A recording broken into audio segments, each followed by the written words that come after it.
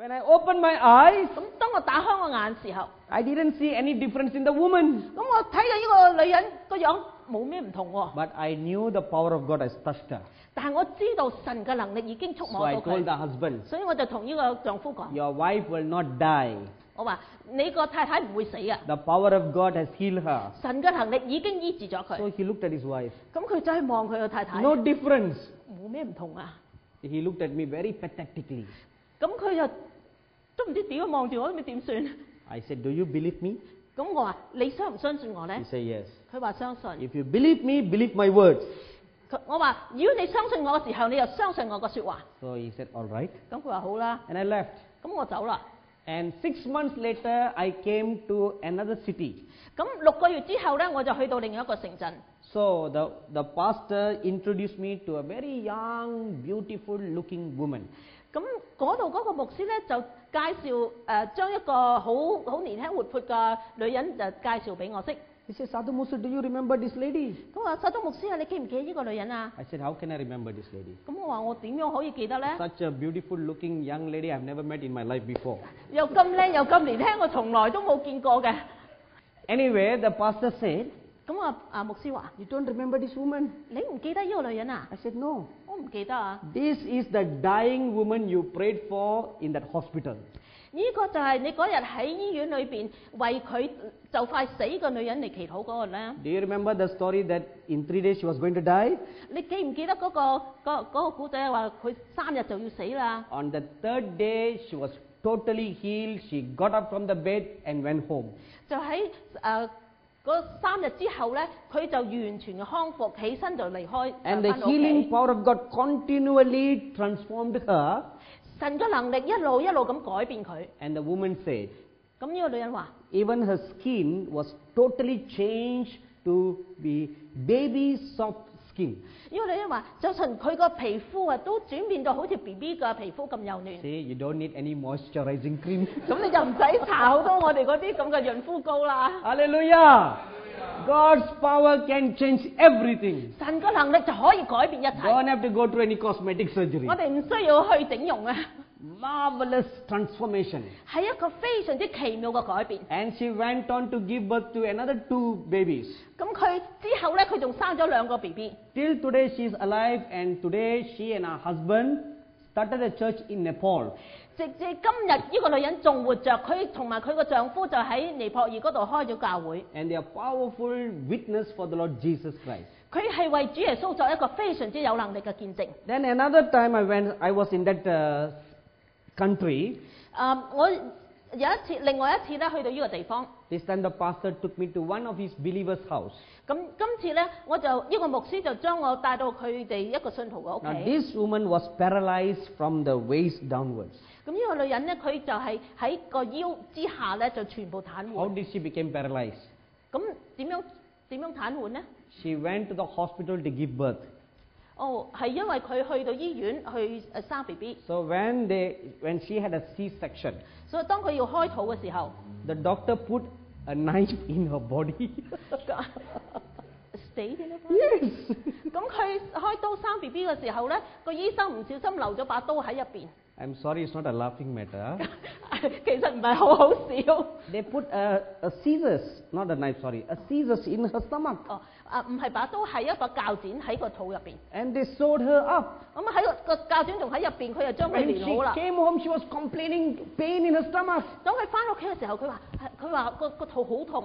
So they said, oh, this is normal after delivery. 咁佢哋話：呢個唔緊要嘅，生完 BB 係咁 For 噶啦。 several months, the scissors was in her stomach and she was having pain. 呢個鉸剪一路喺佢個肚裏邊有成幾個月，佢一路都痛。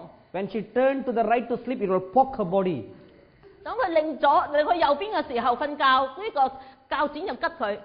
And that caused her to be paralyzed from the waist downwards. 咁呢個情形咧，就叫佢呢個身體從個腰部一路到腳下邊咧，都係癱瘓。 Even after they removed the scissors, she's paralyzed. 就係佢哋將個把鉸剪拎咗出嚟啦，佢都冇辦法啦，癱 Young 瘓咗 woman.，非常之年輕。 Husband was crying. 呢個丈夫都一路喊， How to look after the children. 咁點樣嚟照顧呢啲細路咧？ And her leg is bent. She could not even straighten her legs, you know. 佢嗰個女人嗰隻腳咧係屈住㗎，佢唔可以伸直 So 㗎。 her poor husband have to carry her to the toilet, bathe her, and bring her back. 咁係要有人咧將佢抬佢去廁所啊，抬佢翻個牀啊，咁周圍抬。 So I prayed for her. 咁我就為佢祈禱 The。same thing happened. 同樣嘅嘢 The power of God flowed through my hand into her body. 同樣嘅情形就係神嘅能力從我手一路去到呢個人身上邊。 After the prayer, 喺呢個祈禱之 I 後， opened my eyes. 我打開眼， Nothing happened. 又冇咩事發生。 But I knew the power of God went. 但係我知道神嘅能力已經出咗嚟。 And 2 months later, 2個月之後， the pastor called me. 呢個牧師打電話俾我， He said, from the time that I prayed for her, 佢話從我祈禱之後， her bent leg was straightened, and stretched out. 咁佢嘅腳咧一路就伸直到。 2 months' time, she was 100% healed 2個月之後咧，佢就100%好翻啦， and running around everywhere 係周圍走添， and doing her wifely duties. 又做佢嗰個做太太嘅職位。 Now, I told you 2 examples about healing that took place over a period of time. 嗱，呢度係有兩個例子，係話一個神蹟係要用一段時間嘅 Now, let me give you 成就。 some examples of instant healing. 咁我又講一講啊，有啲係立時嘅神蹟。 Last year, we conducted a meeting in North India.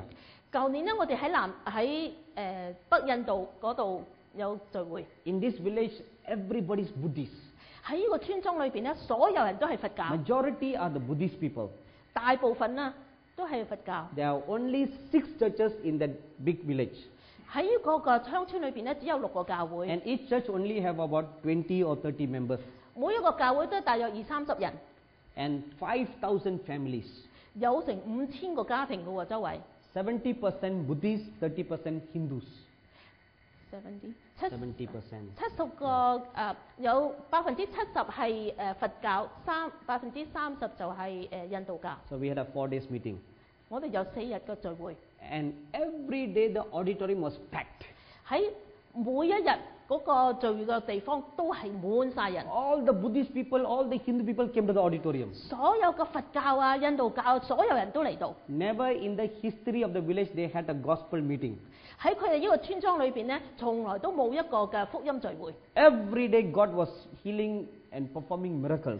喺嗰度神每一日都做佢嘅神蹟。 On the last night of the meeting, 喺最後一晚嘅聚會 in 啦， the small auditorium that can sit 600 people, 呢一個聚會嘅場所大約坐到600人， 1,200 people jammed into that auditorium. 有成1200人塞滿晒呢個地方。 People were sitting everywhere, 呢啲人咧周圍都係晒， even on the stage. 就算連個台上面都坐埋人。 I had space only to stand on the pulpit. 我只係得翻少少位企喺個 They 台 were 前面， everywhere. 佢哋嗰度周圍都係人， 90% of the people who came are non-Christians. 有成90%個嘅人都唔係基督徒。 You know what was happening? 你知唔知咩事發生 News 咗 was 咧？ spreading around that God is doing miracles. 就係有神嘅神蹟發生，呢個消息係周圍傳出， So every day more new people came. 所以每一日都有新嘅人出現。 So in the first row, 所以喺前邊呢一排 there was a pregnant woman standing. 就有一個大肚嘅女人。 So when I looked at her, she was about maybe 7 or 8 months pregnant. 我睇佢嘅時候，佢大約有7-8個月嘅新人。 So after the message, I prayed for the sick people. 咁我講完道之後咧，我就為呢啲人為啲病人祈 So I 禱。 asked any one of you who need healing, please stand up to your feet. 咁我就話：你係邊一個需要醫治嘅咧？你就企起身啦。 About 600 people stood up. 大約有成600個人起身。 So I told them, take your right hand and you put on the part of your body where you have a problem.